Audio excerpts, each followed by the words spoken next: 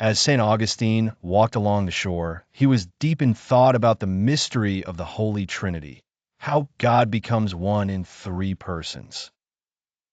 In the midst of his contemplation, he saw a child repeatedly mimicking the act of drawing water. St. Augustine, emerging from a complex moment of reflection, continued his journey by the sea.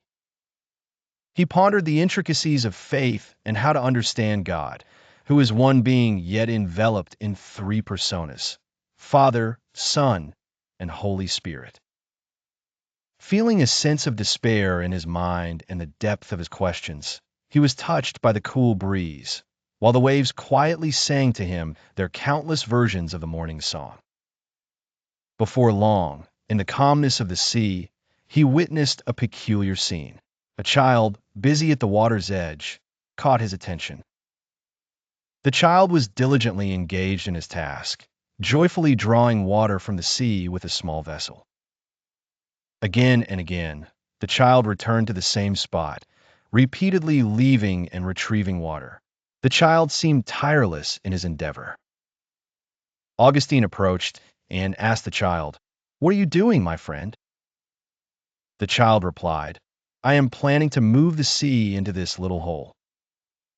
He looked at the small hole in the ground he had dug, seemingly hopeful that with each pour of water there would be a revelation of a larger and deeper understanding. Augustine wept, his soul troubled by the mad contradiction. "But how can you do that? The sea is so vast, and your vessel is so small." The child looked at him, smiling, but with a sincere earnestness in his eyes. "What I am doing is as impossible as your contemplations, sir. Just as I cannot move the entire sea into this hole, your mind cannot contain the whole mystery of God."